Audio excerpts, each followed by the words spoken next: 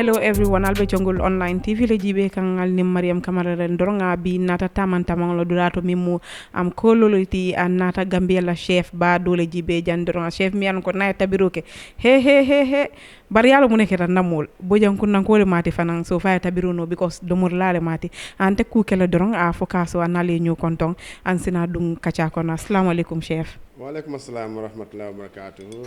Mariama Kamara ni Jongol TV molu ani nga juve lalu ana subscriber sol mume ngal mume kontong ngal bismillah na nyin kacha bun kon Ma baraka ba ka chef yalla bojang kunnan ko le muy te doro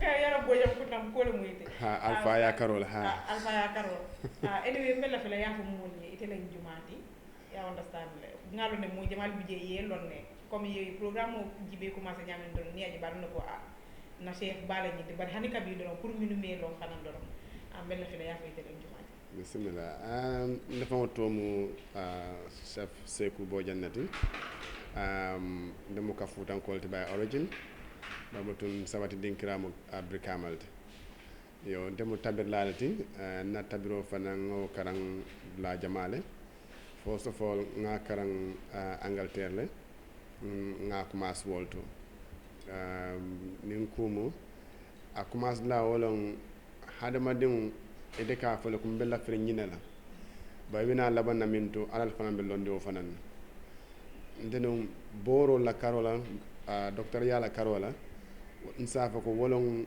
fenti min birin dindin ko laftanu wala kel ba butun duniya ni man tam e bukaje bukamoy okay no tamo ko no butun ko na da falim bulu aman ko min kule asa ba bu ko min destination on non wolon min nyanta ka ke wala ket ala la laro kan ha so tabiro ket la jamalen dal fana ka Gambia represent tabiro jamal to woni ani competition jamal to wala ñoo seya tabirol to ni Gambia dum le kata ke nyaatum kaya non ke tambende ka tande la ko kul nyanta la penne ko arse gagner soto so ala natam ma koy safo sanji woro wucho sango sang min timo min tatan ka gagnero kala ngana nyi bankun kan so mo ala tentu balti ban ngalon ko almumi la duwal lawol beti alla duwa jabolowol beti anu ngalon ga kamara kun nan kolle fanan siate kon wala yalla wol dindo moro diade ka fa force yolta onni ko no faada sa be wol nyamanto mo ndere fanan mutamu spice opti spice up dum mo sa restaurant to mi yalon na tabirol minti wala kan nuntu na ada fenkol tabirolu lafta ko wolle murndi nan barka alla la nya min jamano kata anim fanan saintem fanan mojima be tilindin kulle la miliyalan ko layka atnal fon fon jatol o mankem fon jatoti kotanke jatol falinta ko so minen na domoro fon la falinta na domoro bulol la fanan falinta wayatna na jatol fanan falinta haade chef ya tandile ko comme ite ila hamu manke mun ka ke tadilla ila hamu mun ka ke anyimi mu docteur wonde mune o fali mi o falin akmas la wala mbenun do ko wala nun lal to hotel o pour kam famma ko sen nakara mol jono to babu do Angleterre banko kan den wo kono mo kilin nada sasa wanyo kono wala nyanda ka breakfast nyin tabi wala da sama tabi lalu wote kabir wo sasa ta sasa nyin to atante be je jutis la ban tabi receptionist fenkol safa reception auto ka do ko ken wolto dene nata fo bole ko mam mo so be tabiro kala be jamal be wakilla pour ka dum wanyo kono pour nga nyoma ko en koy ko no problème be dum so nawo dungo kono je enatan karani otumo sisekil fajindo fammano akende ma ko sisekil fajini nya jamalle bala namano non namana moy fo because fo kabendal yani wato fana wucho mi nga nyanta min kala ji fajindi non kono wala ji suma kono wala masin kono mo be lonno anin tabi nya ko taw min sisekil karola mom wol fana lo so enatan karandi wo kono so mbo kono lokum mi amari manna lokum flanja amari manna sabanya fana manna tukum then nata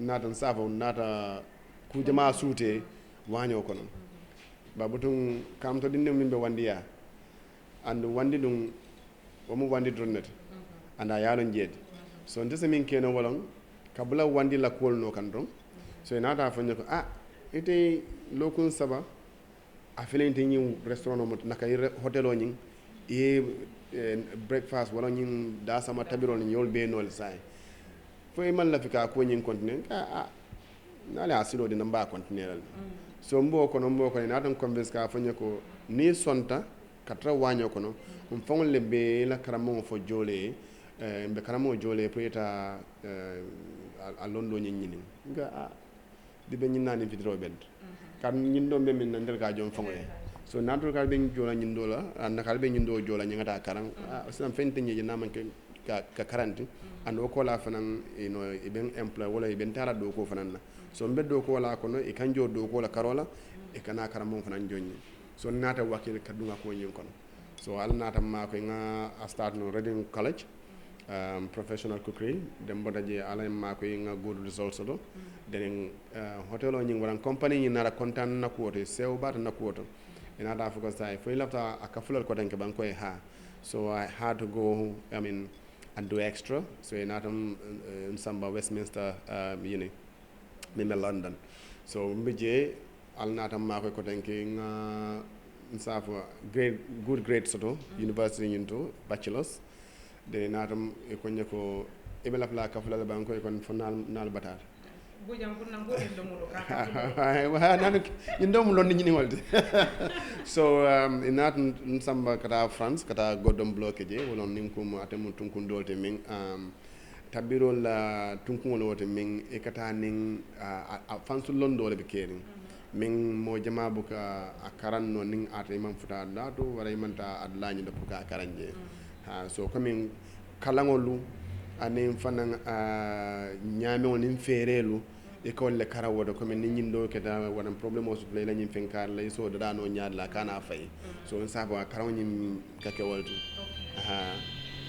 wala ñaan sa am vérité futata wudla to kati yata ni ko commencement in receptionist wolti imotaje inata nata wañudo fo ite yo ko jeñaade compare to ila reception no do anin wañu ni ko ya bijele bang fo ite comfortable ta wañu ko ma fo ibenu da hani okay wonde kam mira min wala ñu ko do ñin dala sin nim gaay ngam mira pawno wala ngom fa ko e ben jola mbe karanna kon so although ninkumu wañole kolyata reception because reception e katara sirin wala katara lorin ni mo man na ko salam e baka fem fanning atra mo ko tan wara ila gesol mi ala ke bela rum solto ye sula e sulo sura fento den is e call eta o sulo nyim dada wala yake den ina mo ilo la wara sibla so ba waño dum aten minute min dun tan waño ko wato min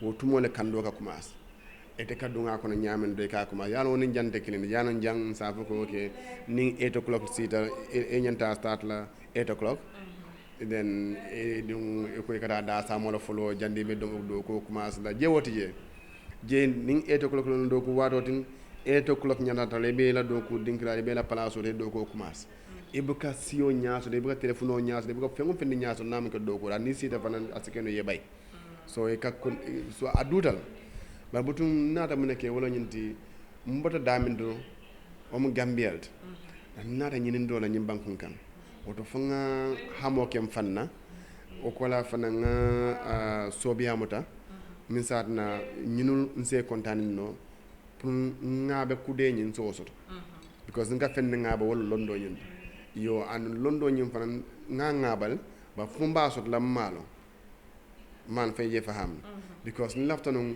ninga katoke e lafta la nyami ngaka nyama e sengena karandi wolna tam mako ya ko nyin kono so na motivation pour ko okay wala londe nyine wanyinta pour sponsorship because ngam mirale ninde ko because in medicine ni bo kela ba that was about 10,000 pounds per annum so ela tuition fees about 10,000 pounds and it do emunalalt a table fo ya doku yana so nima doku atina so when it comes to financing your tuition fees, it becomes harder as an international student without any scholarship. So wala na wakita ka dokuota ka nga even 1 minute ninga wala na awanyin kan e kan jolan so wakilta ko do bije londo bije silang mari ni yo la je ha ya tan de ko mi wandiya ko wande anu bengan ko wandiya manke yaade ko soni ko yaade soni ala andi ya tan de ko mi do ko nyibu ko le ni an ko ni dun ta ko ko jani be jira ko nyon dinti so ya tan le ko di min nimbali bari tebe min bulu je o wato le be do ko la min ye muta nyaade be je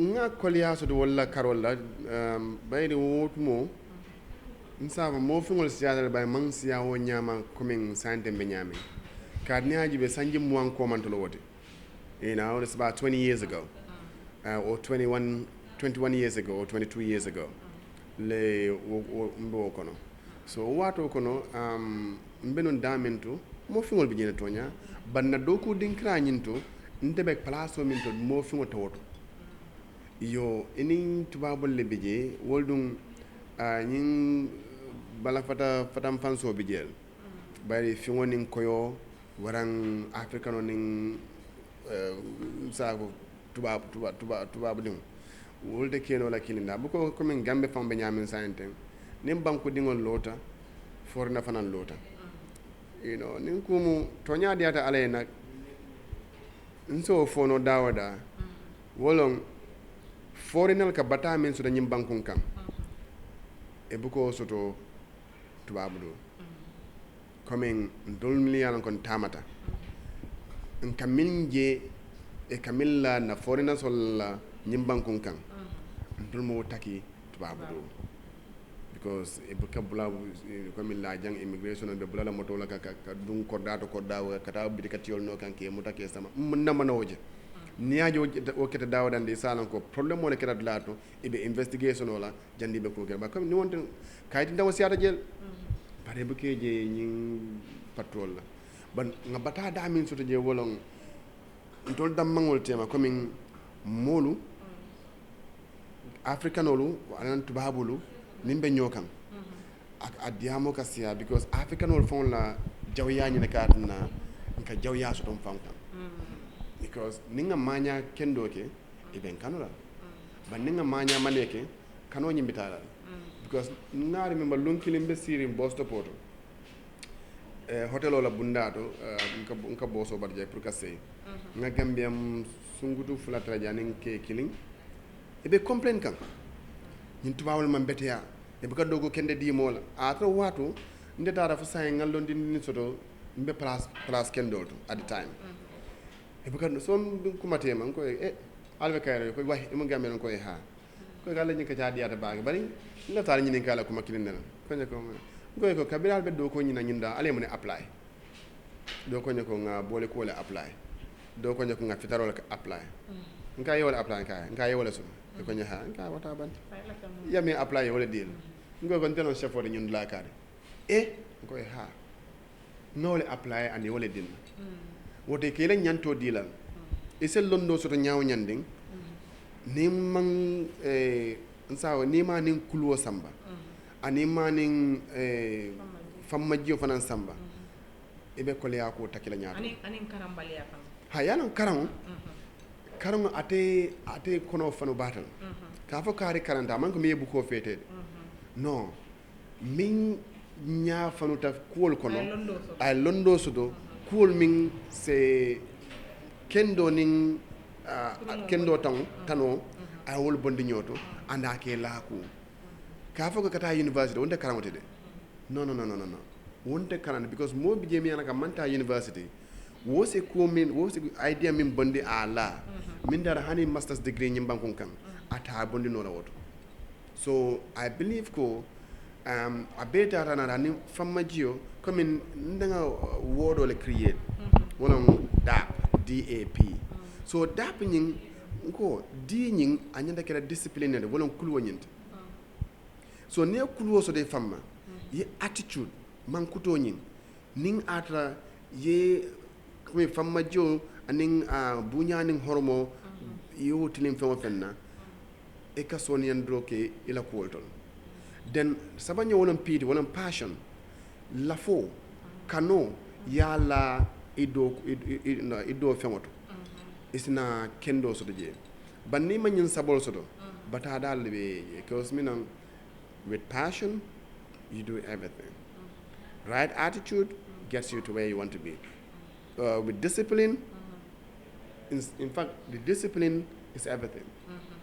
Bari karang na donne ko lonno ni ko kare ko imman karang amanya nakela nendirti because ni karanta enyanta discipline sotole fammal enyanta the right attitude sotolal enyanta lonna no right attitude to whatever you do. It's just like coming beating hamin benyin diamo minaten ni ya post ila media platform ni lafta gambiano la IQ level judge la comments all jube when you read on the comments ikalo na ko nying fange karanara bara man karang because na karanta aka kuma ko min safeten amanya na safela.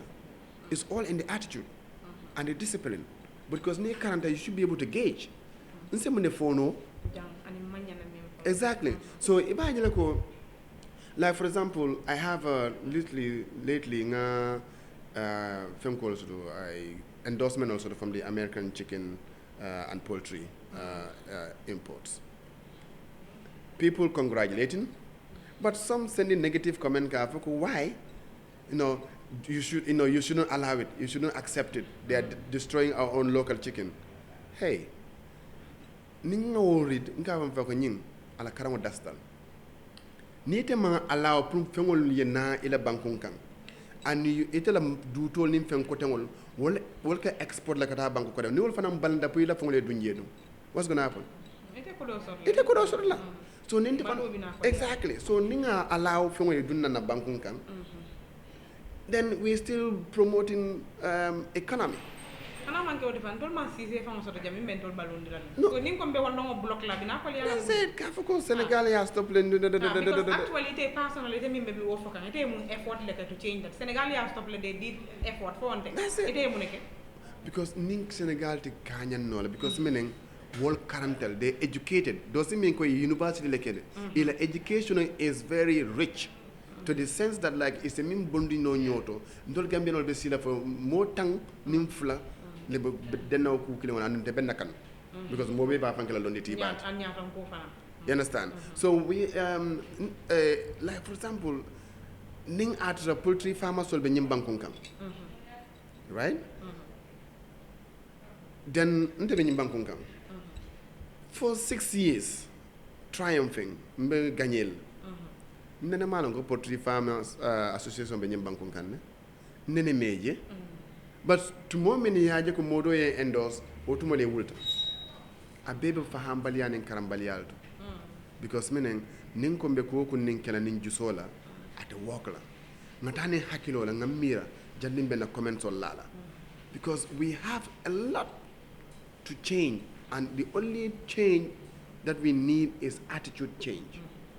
The moment we change our attitude towards what we do, then we will shape our own future in the best or a better way for ourselves and for the next generation. But attitude issue, wala benyim bankunka. Attitude. Moment ye fawara, moment ye fanke karanati, moment ye fanke londiti baji. Imasudo. Moment ye fankati imasudo. Miyasudo buka fayita. Abuka fayita. So it's a lot that we need to work on. Like, I am a Gambian.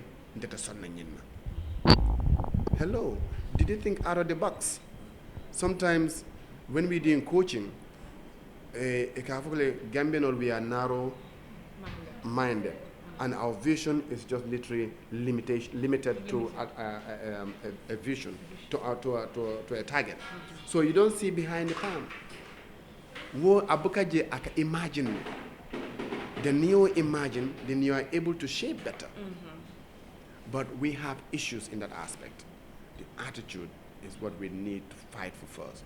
And right now is to take it down to the nursery level. Hopefully, the future generation will be well given and their IQ level will be higher. Just listen, if I was a maybe nim atrambe PPP or Doyle or whatever, then after 7 years I decided to move from MPP or DOIF or whatever to another political party. Look at the comments. Hate of insults. I'm like, really? A Gambian, Gambian or mil long. Wala ka nyin comments ol ki nyokang. That it mari mang any right or opinion or let's say not opinion or right or choice to make. Yeah, to switch from one place to another. But when someone switch a job, that's okay. But now the person switch choices, that's not okay. We need to go back to the basics. Let's raise awareness. Let's build our IQ levels. Let's strengthen our attitudes towards what we do, to what we say, and what we actually get up to. If we don't do so, then we are just showing our weaknesses as a nation. Yeah. Because if people ranting over something Mianoko is irrelevant, I'm like, really have time for this? Yeah. If I were you, I would have been using this time to think, or to be innovative, than to be just sitting there and then like, You have so many Facebook warriors or social media warriors. If they could spend those times into developing or thinking out of the box to make the best out of what we have, make do with what you have. Like, for example, when people say there are no jobs in this country, I'm like, hello. How many times do you see an immigration truck going around picking immigrants? Why are those immigrants not running back to their countries? Because there's gold in our country. And that's the jobs or the opportunities of them having to grow. You understand? So we don't really get to focus on what do we do to better ourselves. Now, let's take it for instance when it comes to the fish market. Ning magalo sita, waram banna salol sita, fish or seafood becomes scarce because we don't even have our own people in the waters of our own land. It's all occupied by foreigners. Are you telling me if those foreigners are not making money out of it, would they still be going? No. No. Are they born to be seamen and seawomen? No. No. They're just destined to achieve a goal out of what they've seen. And then they adapt. That's it. So it's like we go to the gym to build our muscles. Were we born to be in the gym? No. No. It's only about the attitude and how I think we have a distracted interest in our lives. So, and also we're not focusing on what matters. When we focus on what matters, then we become better shapers of our future. That's where I learned, like, Gambians don't really focus on what matters. We're just focusing on what people got to say, and that doesn't really matter. What matters is where you're heading on to. And I always say, I'm always in the road or in the view to focus on what matters. And it's only if it matters in my life, I'm going for it. You can talk all you want, say all you want, I'm focusing on what matters. And that's my biggest achievement and passion and shaper that gets me to who I am today. Sabe wala nyama na bankung nyanta na balu nyal falina na mira nyal fana nyanta falinal. I mean nyim bankun dia konental bare nga kulle tu koman men manyi netula kullu wonata dawadanding is an issue. Hormone nimbunya nata dawadanding is an issue. Yam fahamle okay fenko atodum wakilo ni ma wakilo fanan soto at work la because meaning fay wakili ye wuli fango ye loy simfulo la ye dung yeta nyinem. I have many chefs in this country. We work till we retire poor. Because meaning, this is what I've been taught. I'm refusing to be innovative or creative. I'm just living in that little bowl, not thinking out of the box. And in that, you're only limited. And then you're not going far. Yeah. Like, for example, myself, I want to be seen as a role model. Regardless of me being a celebrity chef or a celebrity in this country or even within this sub-region. No, it's not the Chef Bojang I know. I go to the market every day. Fish market, descaling the fish and everything. Vegetable or nim so can you taking Marseille to buy stuff. No, actually, for you to know what is on the ground. This is it. Yeah. But the moment you're in a restaurant, you're a canteen, you're a boss. You are a boss. So it's a man that no. Honey, it's a female chicken. Hey, thank you. That's not how it works. Go get it done. Fix it. Go get the right experience in it to win it. If you don't get, you will not get towards it. So it's all about attitude. I bet that another attitude. Na attitude nyantola falen. Beating ning it's all over everywhere. In all sectors. Beating you are a journalist. You create contents. They attract viewers. Then you have a new coming see or he just graduated from Majak or any other media institution. The person will be rubbing shoulders with you.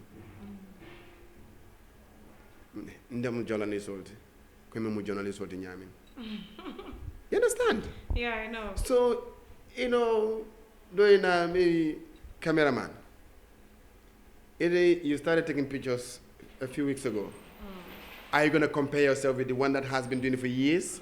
I'm not possible. Nika bagos woman in the road. You know what I mean? Upe is all part of this discipline, attitude, and passion. How do we grow in that? Ming, ite nyantike karamo bunyala. Karamo do akasanne. Anu ko dol bi jen hime karamo bunya na ma nyonne ni italo. Italo no lan ka kay fila konol. Ni saketa. I na itambi. Honey, me myself up until today, I have people they believe they're even better than me, which is fine. It's possible too. But nimbe karane kay lamoyen because itel na rapunga kalondo nyini mbulokon. Ning atra you didn't see that in me. Mune kay simbala. Need to believe that way telefesi yaran. Wala ya no la ko ngano nya mune kay simbala. Te fasun la yele woto. Ngane taraje. But as long as in nada canal on the Ningolam fe, even tal. Eta, what we family follow. So na attitude and this is just I'm just giving an example like in the journalism, in the cameras, but now in every single sector. Gambiano graduated from the university. I mentored a few local for 10 years. As I old school. You understand? So as I go, BBC, whatever. So when that happens, a marrying is not. I just don't want to say this, but I've seen that in the medical field as well. A doctor in the science and a graduate wouldn't want to take commands from the boss. What get the thing done. No, I'm not done with I just science selfie from the TikTok. And before me and Jahal, before it is hard put in no so or doctor me mobile or babulo or abe music lamuika. You don't see them do that. But nowadays, like a TikTok bake on duties. They're doing that. And you see me, people you can ask around. Na mobile, my personal phone. You will only get through me. Ning atra, I'm free. When I'm in the kitchen, my phone is out, on complete silence. You would try all you can, you will not get me. Nimbe wanyo kono, that's it. Ndunta wanyo kono, my phone is out of bounds. Nimbe any discussion of fanana or anything of fanana miyana ko, I need to pay attention to. I don't have my phone next to me, or even if I have my phone next to me, I'm not picking no calls. And wala na mulka for chef you talk money me call yesoto. No, because beating ndeni te be kachal, and the discussion miyana is very important. Carrying call ngape carrying we get distracted.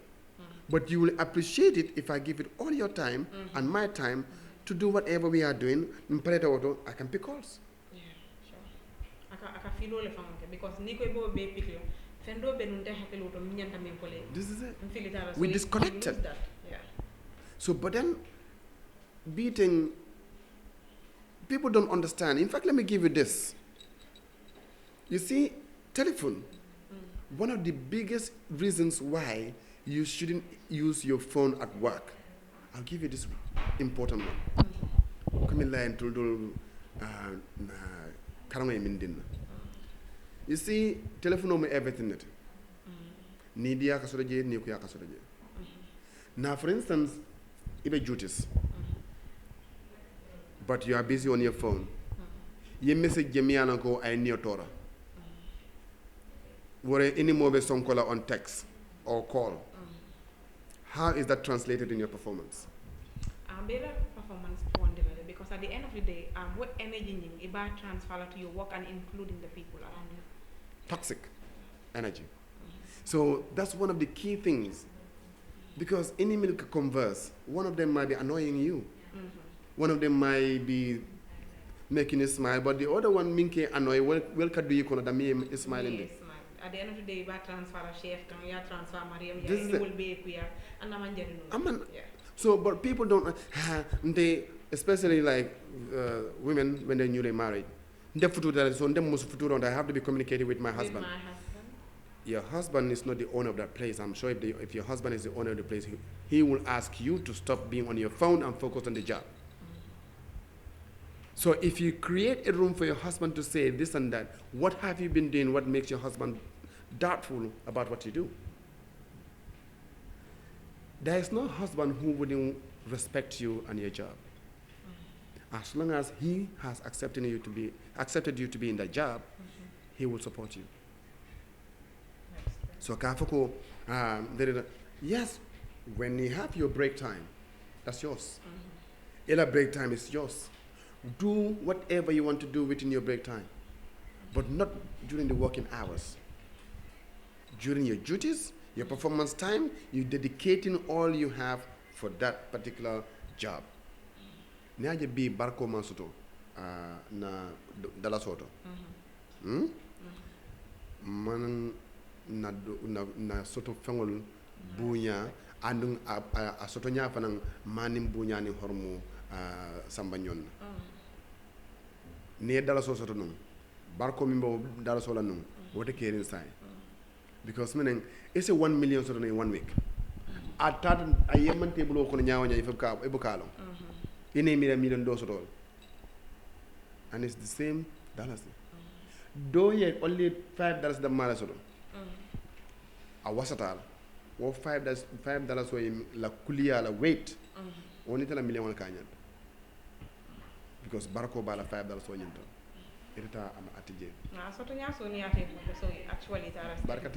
Because I could remember there was this particular day mule kododina. So within that money, could do be me and go nino lanyim. Came for a kite or the nino lanyim. So me moto on an drive over Kachanka and Koima benin kodo falling no dam. So being a kodo bondi do be a bella moika mole nin drive. I sound that when I sister man for one again has like 200 castle. Don't rangaji be injured and put drive when Kako kii mbaa daf dee liggéey driver ko ñang non fooguma ne daf dee liggéey nga kii du dee liggéey nga 200 ngay wax kese nga bro dalasi sax du kese nga because dalasi yooyu ngay dajale mu ñëw nekkal la ay million nga soo ne 200 bi kese la kon yow xanaa xamuloo ne man suma daily job lii lañ ma dee fay 200 bi nga wax noonu loolu daf di kese man fu ma full day loolu di nga ko ayee kese yaa yi law ndenga jël ko yi fanne doo yaaje hani fan doo yaa ko hani ndeta mo wolte because na ko $200 kese ajibe jala non ba nga faya understand hani ati man ko dola ama ko dola e man faham de wobe ñinin kan aka ñini la de no ñi bu ka do ko de non abe ñinin kan ne ni kay wodu laat fam ma ko $200 je wala ite yefam badana kan he wotu time bro ma ko nan $2 so no chef ngal ko ni kay ma ko $10 so ta ani de yaje etti ñaan baake woto alam kamara kun nan ko la ñin nala yaale ngal karani ñun ko la nala sontam mambe ñin be fatam fan sala ni cause mi nak ni mo ko yoko $200 kesse fa ko moro wallahi de ganda han ko ma ko ne ñin $200 na kana $200 fam fa en tout cas ma ko $100 so tay ke modron kanyanta wala tallul fa chef yamna bo afford la aseke na ko maso de saba moro na fu bank bu ngole be bra farin ko do keme fulo mu 15 ne ya fe a soto nya so ni ata bulle maybe ana so ni ata bul aba bulo ko je afa so do ayo so nan alam de bu ay ñini na am da ay sotol ba ke fon kon no ma bala ani sa ten doro no nte yalon ten de la no because ay mi foñi ten de la no nga bula je ta wonya ma nga fay na sere su ko na fana ye mi rewol keme fulo 15 e ka donc li ndingol blal école man dim fay fanka ini drive yo continue ka cha ni o kino drive ko nyimbu ka do ko ka ko nyimbu ka ani ni drive mo nyi futalo je fangato ka fa sinan drive mo nyi ndo be fal nyi ndo be nyami ni ke mo fulo yala fo sama fo yalon ko nyinde nyi man na wato fango soto man na ta mo soto wotu mo le fan yeji wato okay chef yalon danta nun ibe do ko la nun damen right itata school and you kept working for them ila wanyo ko no right ya mbala fila lon nale fo ite continue ta jeel to fo janni be sira na Gambia fo ina ka sound la dol to am do ko wala ko tike ba sa premier min la ñewolon nimbe sambala ita karang dolatine mbi kala min di wolon ibina murna na do ko kenya sanji fula so kabin ko ko initially I end down ne kaduma non yemine min ko sarto le betal laje but kabi ko nyeko ebe do ko company for 2 years I was very happy ko fay ko so aboko alkan karandile karandiro ko la albinan tala do ko alkan jo amman jerinya do ko nyinna ko tank ko okay wo fanal ko bando kay mom ay keke la so I was really happy that despite that the kodo dina pungata kan inatan employer ko tan kay yenta do ko le e kanjo salary la okay sa itele nyin karango wuce o kono fenti je kamen kuntu ila o salary do ka ko komi be refund kan or something ye tuition fee min joy hani imang fenatan na auto nothing at all because I'm not through company in la kodo kono so because it only fanan el domande be kala mente volon beaucoup do be ka fa holiday in passport so pour fana ya itandi dunia mon la ko amandan kamolta do ko dammala bari fanan e kam molle fanan tamni yanan ko hamo so de ka do ko kendol fanan ke kamil fanan sponsor ke sembento ya pour e fanan se ke kendolte so o mi to fanan ye to dialta so to le ake to diala kan ndenga ke e lo nyine wala nin kan balu nya falem yeah sang comme yatandile ko komi nyanta do ko kele a sanji fulo wuce on kon andu njikita ko yew sanji fulo ke je wo sanji fulo kerin ko la ite naata ke ñaadile i continue te jeele bam fo naata jeebulale ka taa dula ha min kene o sanji fulo fo man natimma amantim mantimma sati kana taw kuwoto ñaadile kaatu wolen sarto ñin ha so sarto ñin faŋo la burka ndente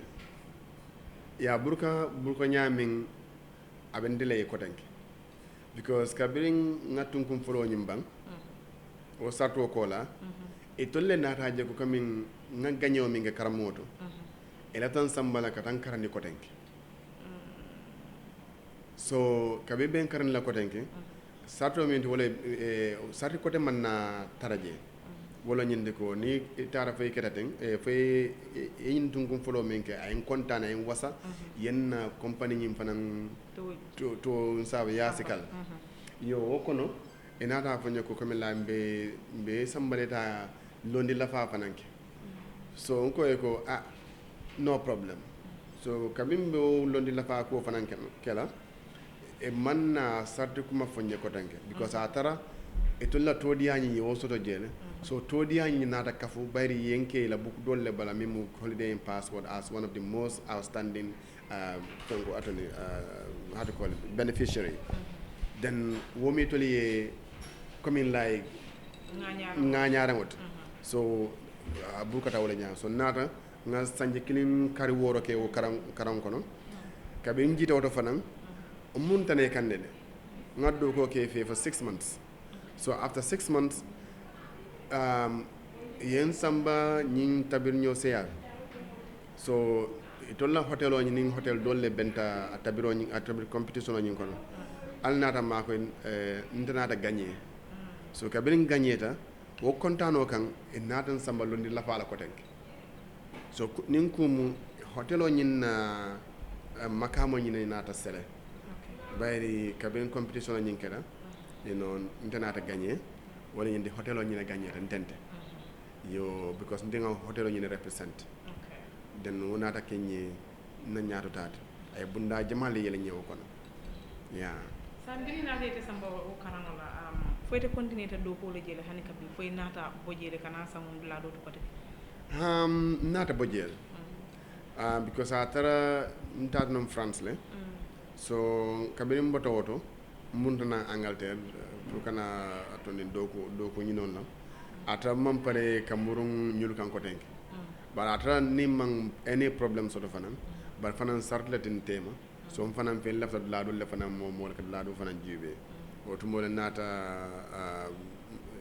restaurant will start so ladu bi ka fay the cross keys mimbe janato the vineyard ate be Newbury sateri ngolom bar restaurant nyi ka fay c'est Michelin star restaurant ni mo restaurant mi yanan ko la kala ala makamo be santo baken and sign them fang te fam mien te fam karandi ka fay John Campbell wo sanya ka buku balle safe nyin tabir rambukol akole safe fa ka John Campbell ani haket du atodum fang nyinata to ani wala buko nyin safe bari John Campbell nyin vineyard stock crust restaurant nyimba wolto ngalondo la lafa start wolto back dem bata woto nata do ko soto lado bije ka fay Birch's Green so kan Birch's Green nata another opportunity so that do ko with somebody called Heston Blumenthal at the Fat Duck in Bray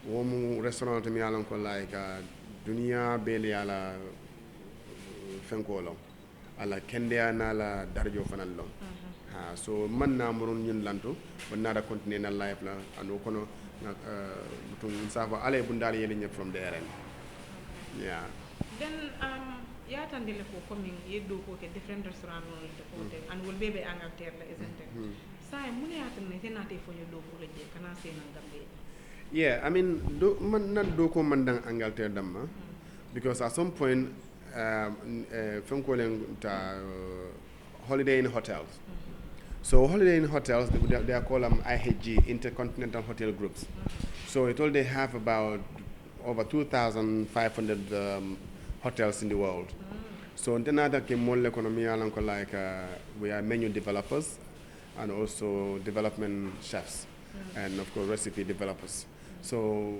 wokono en atanke team economy ka travel ni la kuto yele wala nga menu kuto soto wala nga recipe kuto bondi kata hotel kuto to kata jeli yele aninka ka wo menu kuto nyim fananta ka yita nyim mol la min beje wala tabilla ko tan min la nyinto so ay do ko nyin kono anata ma koy because ndara ngado ko ke sañ ay banku monin sabo sila nga amo Asia lo Europe and American countries as well and Latin tending all be lema so because it all Holiday Inn Express, Holiday Inn Indigo, Holiday Inn Hotel and in Crown Plaza will be mu company killing so you can keep lot tending kata ni restaurant kuto yelta ni na timo bitaje ngadula nyin jube mun nyanda kala full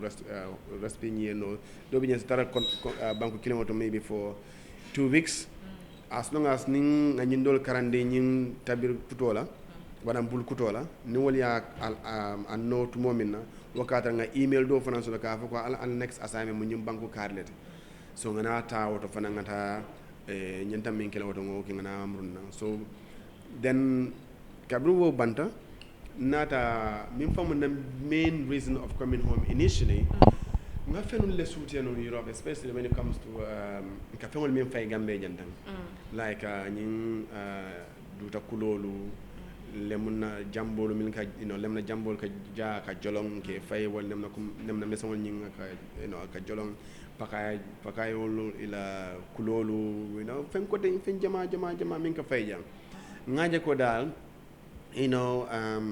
nsem muna fanno wala bar melon ne so wala nang and initially nga GRTS la approach no that was way back in 2008 then nga approach pour nka programme osoto min ka gambenol karandi nset sarakulo soto no nyaari le wana sarakulo ninga soto ay se munne keno jaato kono anin fanan sa use no nyaadi le anin se fenjel le fanan keno akono duta kulol min ka fayten yani comme duta wado nasita nin dutol be mori be sian lalo tan de ni ike sabe ke ikate faydo ambalitol leto sa sama ko ni duta ka dika jamalle je falende so cloning aka double mimbe kono to duta kuloni aka domol and it's very nutritious banku dole bi je wol fang de import mango canals e ki famu na fangala bantu la gambe yani ko duta kulo domo sabe ha obuka dom because malon so things like that le motivate that I wanted to so kabiri nga GRTS contact no I can't remember Jamal famu the manager at the time so I didn't get response in nga email about a few occasions then do not respond ka fanyo ko ni nata that we can discuss furthermore so nata nang that year 2008 I think it was around August month because what time after nga lan ko duta watol be so that I can show people so kabin nata things were like it didn't go to the way I wanted it to be because in the afternoon ngejo nko ko no atul la nyantan jola ninko bante manta jori nyinin ka kala laje because they don't have the funds because showing sponsor but this is an educative show min lafta na Gambian no lefanan karandilala then ni man na benkanna because I was like I have the knowledge I want to share for free you asking me to pay you for the slot so no deal murunda so not na mun nan ko tanke at the time mbenon do ko wala hotel lolto na tabilla min bije wonele benon do ko la gambe jan akonye ko banita kontom bojana den kay ha akonye bojangol siada gambe den kay yes ndafam bon gambe na ko no way nkay why akonye ko why imanta gambe la ta do ko la woto nkay why akonye ko I was paid a lot of money and atara I was the head ate manke na assistant of an assistant ate be way dumal but woka jo min nanum was about $2,000 a month that's way back about 10 15 years ago omo ko di balde so kabra ho funye ka so ngam mira je ete manke tala junior na jino fon le la makama bete kan e kete jo wala wadani dare be de jola double or triple yo mba fatala wadal moro hajjilla nde je fola banar so wakil daga tike do jonan kana gambia naye natal yalna uniform nyimbala moy la position min daga tara safari njere so antata bala bi jeno executive chef atata CDP wala chef de parti so nin ko mu atene ñin dol tabiro nole akoytama bani still as dinol dol supervise no lay dol karande ba molle fana ba fana supervise na so min bente duma la min bo fana duma te ni wollong tembe ken wolti min makamo la karol so kamin nat non wonatarol ning a fon la letter saferol ka tande ko ndema la boss de whatever nata hotel o nyinto nga president ko ale Carlo ne ko nyaha ko nyako he o na chef kende baldo ka bismillah ngana talo bani ngata ndi he atelong ka good ngala position o jube ba ko nya chef de party ko nya ko he nyum to ya chef badi jang ngala sulan ndema la boss de je ko nya he ka bari mballa fren ka murna kana do ko ke gambeja ko nya he this what we want mbe sulare ngatul sifa la min ka sula ka sena gambe jana la londol alman la londol la hapo jibe ala na pour kan banko mol ma ko yan stuff la hey this is really good okay silam frana ko di bundat so ite ajibe ite ami sai position bi jele ma ha ni so do ko la bi give the position okay so jello nsa va inen yeah the first time ngaw reaction si fasto for nendiro keta all over because kabin ngo fay I offer $15,000 per month so atara wat nim ko non safo na ke baya man furaten ma hakili ma ko be bitilo min kon so on fanta ka ko 15,000 ñim nakuma jawla kan so akum nga repeat fo mu fasi nya saba atam kam faani unti botal nga ko come on ndala jinio wala jinio ale yo $2,000 $18,000 alko wala ala risk allowance hani wala allowance o almante gambia dingo jo wala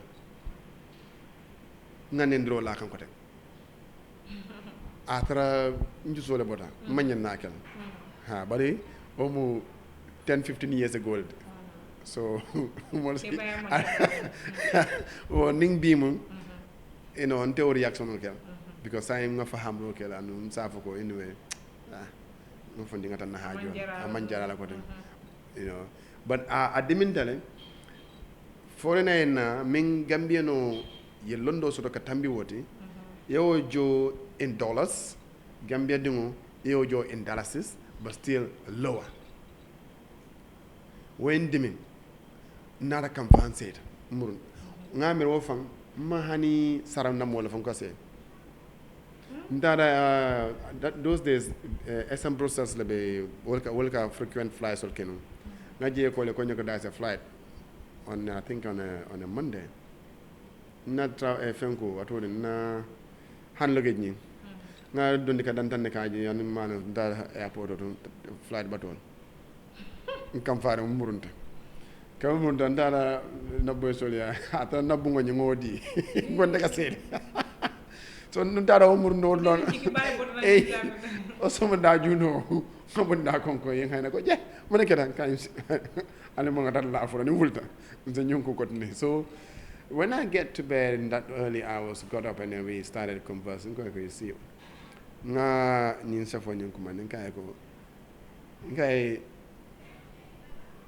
ko yemen Kenya mandia ni nkai ko yen samba gambe daran humility yen nenje ako jo min nkai ko yen ofanya ako no ndela allowance is this nkai ko ngo for guy leje so but I couldn't wait for the second chance because I turned them I was hit it because look at the gap. It's an allowance. Honey will phone.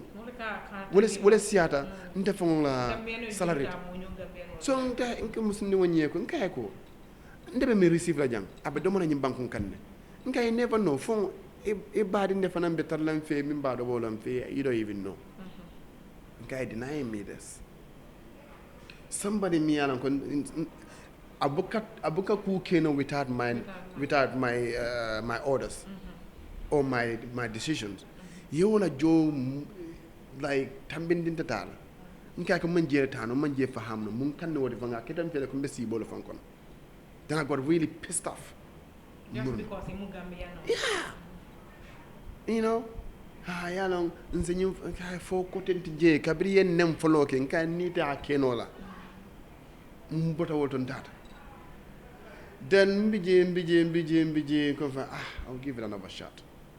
Then 2011 I decided natanang let me look out for jobs. Mam fenso to murunda. 2012 nata nothing. 2013 mansonkana. 2014 nata but you know what? Nyimbe wakila nfonga sena nganasi. Because Europe man dia nyakoteng. I want to come home and then do what I can do in this country and make a living in my own country to make ends meet well in my country. Then 2016 after the 2016 the election, right? Mm-hmm. Right. So I came on the first flight from the UK after the impasse. Gambia. The first flight from Gambia experience from London Gatwick to the Gambia, I was in that plane. I don't know. Yeah, because I know that's me. All my activities all centered around Gambianism. Be it representing my nation, be it mentoring, be it coaching, be it supporting, it's all about my people, my Gambia. You understand?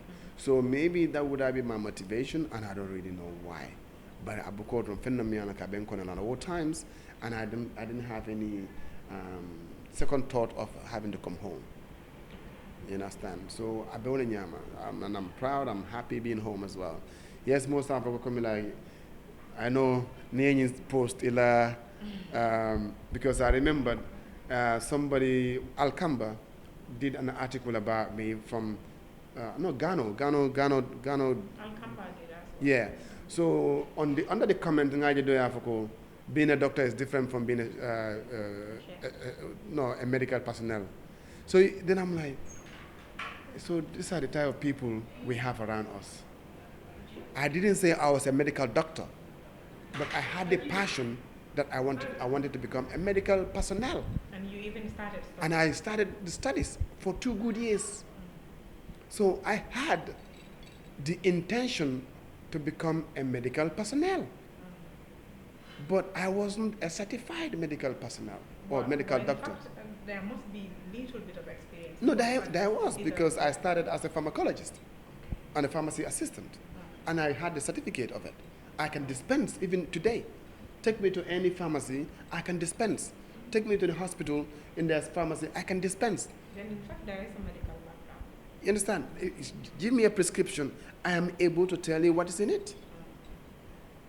You understand? So it's all about our people having that, the IQ. The IQ is sad that we need to find our bearing. Mira is more of trying to belittle people instead of IQ problem, because I know this and that, and you are trying to differentiate things as if coming. No, I still would take it to be the IQ and the lack of awareness. Because Nina IQ is good, you will not think that way. You understand? Mm-hmm. You will not think that way, because you would have assessed and done your analysis before even voicing out. Mm-hmm. But because your level is too low, very narrow, you only see just a little streamline, and that's all you read, that line. So welcome batani because we don't really reason to. So you have, the person didn't even read well because the headline go from being a medical doctor to being a chef. So at the FA, I was already a medical doctor, now I've changed that to become a chef, not reading the content. Okay. So I was like, look at this. So it's just the I Jana cool to you. Cool to you. I know what they don't read. But mathematics man daraje. Buga one Guy you mu jamba mathematics. Yeah, our IQ is very sad. Yeah. You question on nyanta ke nyinin kala from the beginning. But then I decided to ignore it until Nim put it somewhere around and I bring it back. You will tell it. How did your family take it? Because they're expecting a medical doctor. Yeah. Then in ata chef. Yeah. And yaro ne gamejan doctor ku mu kafe awal. True. Ndingo mu doctor role or no brother doctor role. We don't joke with that. So in the family ko nyintanya. The thing is yes, they expected me to come with a medical degree, and then you will understand that coming omun na molle na Gambian, na Alfalu, yemin lonje wolong ndingo nyanda kela Dr. Balde atata tubabu kata londe nyine mo prene na ke doctor. Yeah, for societal studies. So wo yatinale, it wasn't a man ke fentimiana kai bunya soro no na career nying or my passion among the change of my field of study. It wasn't really welcomed, but it was accepted conditionally. So, but then I would say, it matter as much. Hey, if I don't go tabiru. Muna mo ta tuba da man ta to fena fakata tabir mikir mo e nyongol be nyin karambale nyongol be nyin do ku dole te man dawul dole fa tabiru kenin tabiru atina le fang even when it comes to graduation in Cambodia, because I didn't want people to know that I was going to study to become a chef. So ning graduation o kana si mbokata because mbokala vi ay janjanko na tabiro le neking. You understand? But I regret so much so that thank you, because I'm thinking no nothing no no pesel karala. Wallahi. So graduation on nema attend. 2 of my graduates ma attend. So I'm like, I would have, because I'm malolen saba. Because I was a chef, or I'm starting to become a chef, so he wasn't taken easily. It wasn't. But it was accepted. Especially like Pabila side. Mero ngal no wol nal ka side. What left of Pabila side le moile in particular. Hano man kujama kalam tan nakuot. Mbukaf. Ima fine. No, because yalla mu nekk wo episode be bandi la muru bana da ni na ta Gambia la fa jeje teran kuma ñi kawle mira. Yeah. Ibe bloody fulo le bol bele moy la. I know. No, so no, I just decided to keep quiet on that, back. so just to keep it, Okay. Yeah. 2016 you came back in the Gambia. Yeah, December. After going about over 20 countries, dunia kono, and doing this and that, becoming that chef you are, achieving that achievement you were supposed to and you were expected to. Being at 2016 like Kenyani. Being at 2016, I didn't take a job initially. Moved Nigeria. I had a job offer in Abuja and Lagos. So, but it didn't work out for me. I didn't feel it. So, meantime, I did another samba South Africa, but I didn't feel it too. So I came back after 3 weeks of my employment. And then, after 3 weeks, I didn't feel it was my home. So I returned home. Then 2017, laying a first contract sort of with Senegambia Beach Hotel. Okay. So that was in April. April 20th, 2017. Then a contract was signed, my first contract in the country with Senegambia Beach Hotel as the first young professional executive chef in the country. I mean, the hotel. So, BJ till 2020, no, yeah, 2019, December on the 10th, 2019, Mbota Senegambia for another contract with Jaliba Jembe Laser Group, which is the Male Sala Group. So then in a new hotel in Kalimba, that's when I had a contract to join the group to open that Kalimba as my first opening hotel in this country. So in Taraji, because I want to do something new, different. So since then, I'm still around. You're still around. So Spice Hub Nakanyanda, how did it come about? Yeah, Spice Up is actually another due to so many letdowns in partnerships, so many letdowns in trust with employers. That's post-COVID, because during COVID, there had been loads of difficulties out there because there was no jobs available because hotels were shut down or were not accepting many guests. So they all had to go in limited numbers just to make sure they don't spread the virus at the time. So there was no job because I finished Tamara March 2020. So then I was only doing consultancies and partnerships here and there. But then, I trust so easily. So, and I trust quick. And when I trust I don't. I'm anyway. So Ninkube can come in and join business order. I'll go full in. Yeah. And put everything I have. Everything you have. Yeah, in it, just to see it going. But then down the line, I get played over. Then because I trust, I became stupid. To the sense that there is no documentation for me to hold you responsible. Because the man miracle So with the verbal words, verbally, I just say, oh yeah, we are brothers, we are family, or we are friends, or we are, colleagues. Let's do it. This is the benefit for all of us, not knowing that you have a hidden agenda. It's like because most people you speak to is what they tell you. They tell you trust issue. Yeah, trust issues are bigger because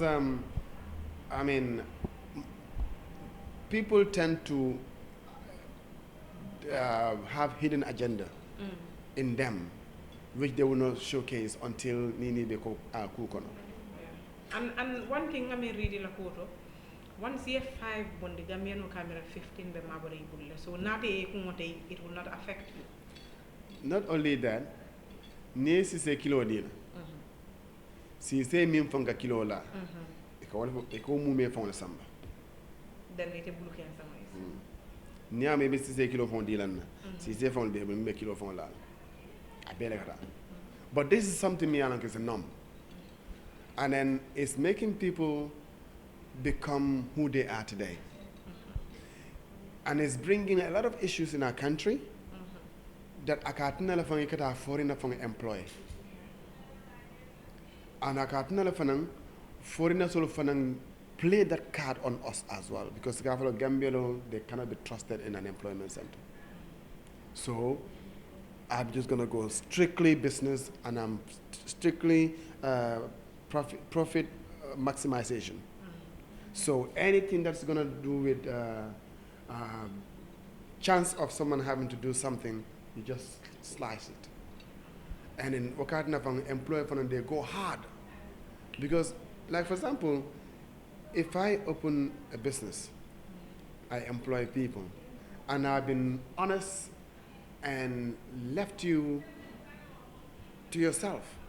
Mingo mindiade yake, in the sense that I want to make you feel comfortable and make you feel involved, engaged, and sense of belonging is in you as well. Then you'll be responsible enough to safeguard the business. Near okay, you opening doors for everything. Yeah, somebody so saying it goes to a certain point.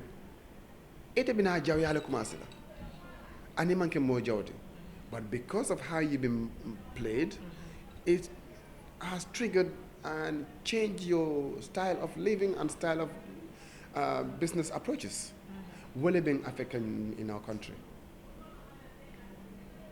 we have to abate another discipline and attitude. Attitude ni mo falling. Ndajiko. Ye. Anyanda jamen salo kumasilal. Abe kolyala ban nyanda kumasa nimma kini non tolle batal. Because ndolla batal mun dingol la batal. You understand? And dingol la batal o mum fon la batal because nyaaje ndingo ba kino lanye. I know sotol. But then the attitude is really sad. Yeah, chef, kajabe damenteng ngalun ne bina da fala tenela batte. But nganyarandir femol je balale. At the same time ngalun ne ko because mbaje kan ne ko ye a trophy jamal win le na nyim banko e mbela fela nga kachaw karol dama nim dorong janimbe programme da soron ite keta nyaadi le foy keta chef de minka Gambia represent na international programs also. Wo keta nyaadi le mune selo walan pour wala. Yeah, I mean, Silola started in Ketamuntole 2018, 2019, when there was something called Boca Festival. So, didn't improve a coach, not Boca Festival, International Junior Chef Competition. He didn't improve a coach to represent the Gambia. And all of them are okay. No didn't min coach. Killing not a force, killing a second time. Wow. So the Gambia took first and second on that. And I only had 2 days to coach them for the competition. Imagine, and Senegal, other countries will be, but Gambia came first and second. So since then, in Nathan Tombonka, Gambian chef for la president. So young vote and election okay. You have very young vote in as the president of the chef association. So of course, ning competition bekela, I have to be with the team. Comme mbuka fo ko ndamma le compete. Team olo. So team work dum ndama gagner Gambia le gagner. Team o man gagner Gambia le gagner. Because Ninkata Gambia flag on only use that and day. So Kabin worked and that the first trip was to Ghana, the West African Food Festival and competition, Kafa Wafest.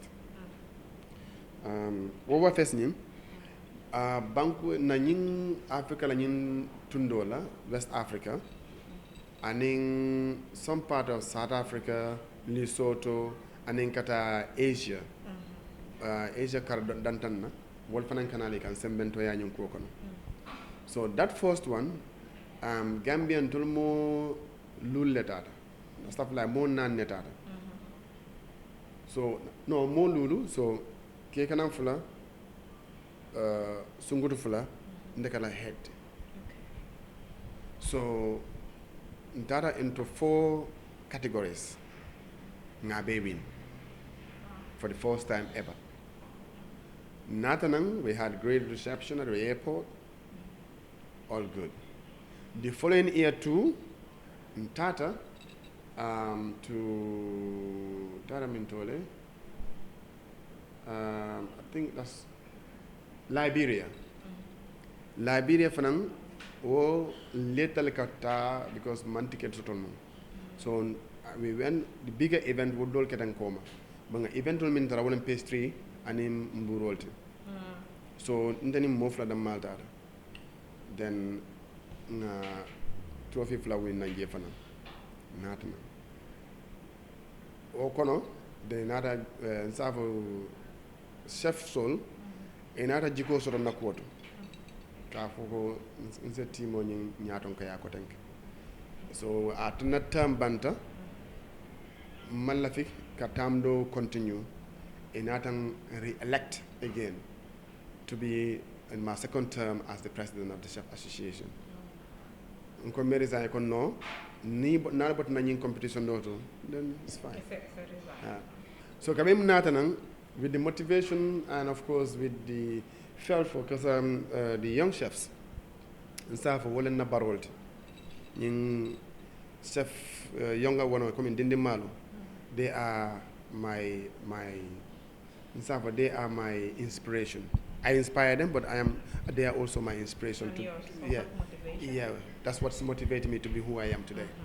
So because I see in them that they want to learn, they want to develop, they want to become chefs, but they don't have someone to coach them. So I came in and I did the second term. So second term in Konofanantara, Liberia, we won. So the 2021 Togo. Kamindara Togo, we didn't go as a team. I went alone because we couldn't have the ticket. So in the Malta, so but then that one was a Pan-African cooking competition. So Pan-African cooking competition, I represented the Gambia as well on the Alanata Makwe Ganyelati. I came home with the trophy. That's 2021. So 2022, Murunta back to Ghana again. So Kabimita Ghana, na didn't kill the Benunjang, Ming Pong Karandi. I only 6 months like in the school auto. I 3 months can defe. So New Letata, Prokata Gambia represent. Alhamdulillah, that year we won bigger trophies, meaning Chef of the Year for West Africa. And in what else? Not an award year as the most outstanding coach of the year. Not of financial year. So 2023 in Tata Nigeria for another competition again. Jollof World. Jollof competition. But before Nenebuka Amira ko Jollof nyanda kele fenti ming mon nyanda compete lala. So, but this time round, Kabiringa ja diamo besiare. Even ila TV je ila interview nka fo enako. Nim diamo beke nka fo moleko. Ndamanta diamo. Niko nyamene kata nka fo ko anyway. I am not here to fight. I'm not here for the war. I'm here to settle the dispute. Nko fo nko ko nata akanyin sonko nata fatarol. Because Allah nyim benna chino mi alka fa tulle tam nyi ko tulle tam nyi do fanaka albay sonko minna nyo sabo minna kala nyi nyo sabo nyi ka wodam biira anum you know ngo for the media the national TV it they are journalists ya muta jelot bar kamen competition o kera we no keta ya na ko win senamo la keta wot yes then nothing again ko nyako ko yes I'm still on my words. Nkaleko, I've come to settle the dispute. So I don't want to hear the dispute about the Jollof Nigeria, Jollof Ghana, Jollof Liberia, Jollof. It doesn't belong to you. It's mine, and I'm taking it home. So I've now settled the dispute. So there is no more Jollof war. It's done. It's over. It's gone back to where it came from. Sure. Yeah. So that was my 2023. Yeah. Then after 2023, what happened? Did you represent Gambia or No, Minketa. In fact, before even going to Nigeria, I turned a term banter. So I was pushing for a Congress, President Kutosoto, Nimimbeta Ghana, Nigeria, but the Association of Mansong, a Congress hall, President Kutosoto. Okay. They kept me on. So Ntata. You know, Ghana and Nigeria follow. After the competition, we can talk about this. So coming now, and that was August, September, we are back. We're saying, you know, let's hold a Congress, a new president-elect, because I don't want to continue the position. So I resigned around November. To make sure we have a new president, because I didn't want to hold on to the position illegally, because the constitution will not allow. So I will resign then. So I resigned. We did a new election. We have a new president. But after that, man na compete I think 2023 then 2024 wala ñinante. Ha man ta ñinan competition ñunta. Okay. Ite kita moti mi ko ye experience of isn't it? Yeah. And you've been to competitions in different countries to represent Gambia. Are they trying to consult you in future competitions, or Mintambita? Are they consulting you? You mean the chefs? Yes. No. I would say no. Me no, to the sense that I've not been even contacted on the recruitment process for the team, or training the team, or selection process of the team. The current president Nekao run, because I do hear a lot of things for more claiming that they've been team leaders here, they've been doing this and that. Momo you love the mentality Tonya Belondin anyway. Yeah, but then I've not been consulted about it. Okay. Yeah. And the very word of an concerning Gambia winning this or that. So I believe they will watch. So Binetol Fana Yale to hear whatsoever they are working on, because we want to continue hearing that Gambia won Jollof this, Jollof that. Yeah, we want to continue hearing that. Okay. Yeah, sure. Well, this year it started Togola this year for another food festival. So, but I'll leave that to them to talk about the experience, because Manta Nunje, so yeah, sure. I will not be in the position to represent them. Yeah. I can only talk about what has been in my time. Okay. So Wondongolu, I would like them to also come on. I mean, the chef president Kafai is Chef Haruna Musa Adabo, well, I'm President Wati, and then the vice president Kafai Asan Demba. Okay. I'm sure if you reach out there, and they'll be very happy to be interviewed, to talk to you about their experiences and their achievements from the last competition. Sef kacha diata bake bari mandingol ko nyaade ku di mate jonsi la doro bidung kacha nyumba da fala jenne don folum ko ten do ngal ne memur na nga kacha, because ku jamal bi jela mammin kacha pour ka je ko wato la soti akama do wala nga kuul tange e jampak nyokan doro nga bari minale kana fe no problem ha sa mbele felal doro yela sarwota ni ko bi jela fa gambia non advice la minna essayer advice al do right. Nte CHEF BOJANG mbeñing kuma dantan ne soto laaliye ko momondi mbe mecci ninkingola anin buña nin hormo samba anin kuluwo ningo soto na mecco abe hormo soto la abe buña soto la abe kuluwo soto na abe barko fana soto nkana koronto ko di ñinin kan nga koronto ka londo ñinin ninga londo soto wulundo bina kina ñe ko di ñinin bundati ngam fonyo kan sanyo konkoto ngam famma ji ni ngam famma ji ku jama bi jabe soni yalal nkana dala soje nga badi yatuje wanga na mo yatuje nse sula kodo la nyaaw nyanding kodo ne neten sare la molle bitan sare la wodi sa so nyaaw nya minyindo mimma so dol bite sare wotan abunya ya horma and the other thing also memin fala wolon al nga ñoo support eka mo min tinya imano ke famole tinya because as keno niati de mako ya sembento ya abite famole mako la karala min imeyi lamin woto ñoo tinya ñoo kajafo ñoo to ko yajana manya na wato famole sot la ñoye mfanan be min kono wolon kadinde wala sembento ya especially when it comes to sungutinwol ni yalan ko like they are underprivileged. And Kauli Sembenda ke Sambana Nadlaro ke Karandi free of charge. For Nindavanga password deal like I say, and a domoro deal. But when it comes to payment ke Mbuko accept more blue.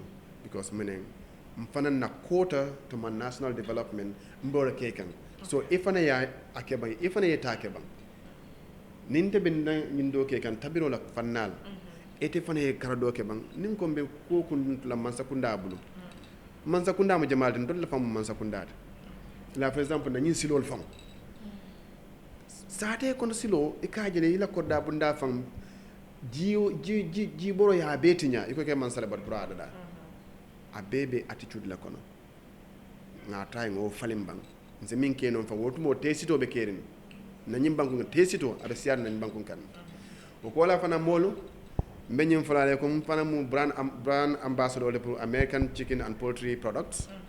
The program was on the 23rd of November 2024, meaning in Makano Minkanana at Tilimwan Sabo. Metamiro Kelajele, the CC Fa Jamal Lebetabilaje, come CC Tabiri Jamal Lebekelaje, Mfam Betalaje, so Alna and Yosem Bentoya. Inela dimbayalu alala dimbayal kamara kundankolu jabangolu jata kundankolu jay kundankolu jasi marangol ani bojang kundankolu hani de bojangol komi dolbe tala tabir bengol to bal domor beng kay mom atul ka ban wañor ko jannabe findilala ba min kan dunkum ko wajal wala ka be bang so yes ana atul fanan the Jungle TV I mean it's very on Safoko I'm very grateful nga kontano soto because fengo fendin nin nga fenne nyinin je ni media mamabe je wat hands time ba nyinin nal woto na mol min ka media personnel so kajafi alngan hakilol kitinde domandim ba bi je nyaaje be kajafi ro fam kel ebe media platform le use kan I know it's still media woto journalist lombang o media fam lombang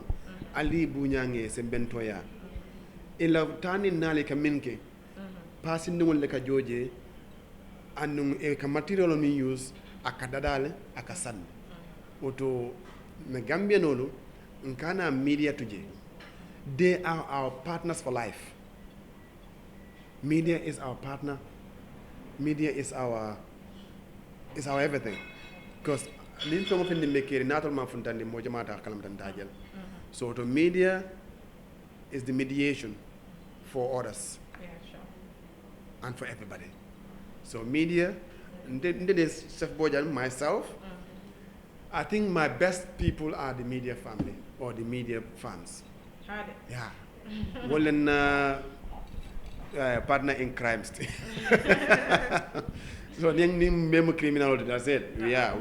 Yes. Yeah. Because I always believe in media. And fanang part play towards media personnel as well, which I reserve that in coming when it comes to media. Yeah. Sure. That's my part. So if I need a part play, media support.